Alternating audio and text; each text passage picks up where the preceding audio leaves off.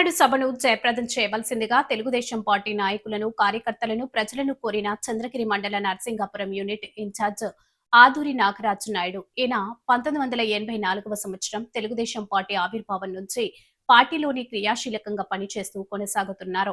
మూడవ పర్యాయం యూనిట్ ఇన్ఛార్జిగా సేవలు అందిస్తున్నారు. 2024 సంవత్సరంలో జరిగినటువంటి ఎలక్షన్లలో నర్సింగాపురం రామిరెడ్డిపల్లి పంచాయతీలో అందరినీ కలుపుకొని 500 మెజార్టీ రావడానికి కృషి చేశారు. అనంతరం కూటమి పరిపాలనలో పలు అభివృద్ధి కార్యక్రమాల గురించి ఆదూరి నాగరాజు నాయుడు తెలియజేస్తూ ప్రసంగించారు. నమస్కారం.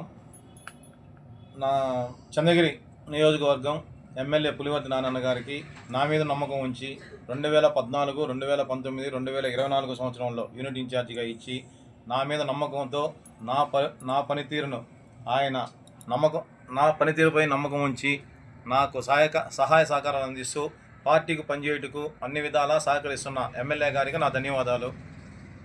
ఈరోజు 2024లో నేను పనిచేసిన 2 బూతుల్లోనూ మెజార్టీ తెప్పిస్తూ అధికారంలోకి చంద్రబాబు నాయుడు తీసుకొని రావడమే ధ్యేయంగా ఎమ్మెల్యే పులివర్తి నారాయణ గారిని గెలిపించడమే ధ్యేయంగా పనిచేసి కష్టపడి గెలిపించుకున్నాము. తెలుగుదేశం పార్టీ పెట్టిన సూపర్ 6 పథకాలు సూపర్ 6ని సక్సెస్ చేసిన చంద్రబాబు నాయుడు గారికి ధన్యవాదాలు. అదేవిధంగా టీడీపీ వర్కింగ్ ప్రెసిడెంట్గా ఎన్నుకున్న లోకేష్ గారికి మా ధన్యవాదాలు. సూపర్ 6ని చంద్రగిరి మండలం 40 క్లస్టర్లో జరుగు మహానాడు ఉత్సవాన్ని కార్యకర్తలు, ప్రజలు అందరూ ఐతాపల్లి రమణ గార్డెన్స్లో జరగబోవు ఈ మహానాడు ఉత్సవాన్ని అందరూ పాల్గొని విజయవంతం చేయవలసిందిగా కోరుకుంటున్నాము.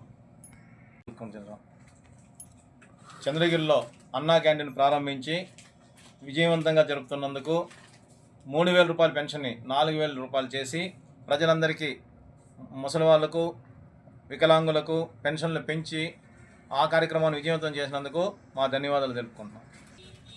తెలుగుదేశం ప్రభుత్వం ఇచ్చిన సూపర్ 6 పథకాల్లో అన్నదాత సుఖీభవ, రైతుల ఖాతాల్లో డబ్బులు జమ చేయడం, అదేవిధంగా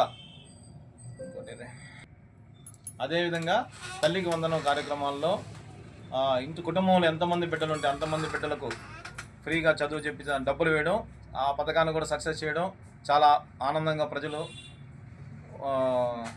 చాలా ఆనందంగా ఉన్నారు. అలాగే స్త్రీశక్తి పథకం కింద ప్రతి మహిళకు ఉచిత బస్సు సౌకర్యాన్ని కల్పించినారు. ఇది కూడా చాలా విజయవంతమైంది. అదేవిధంగా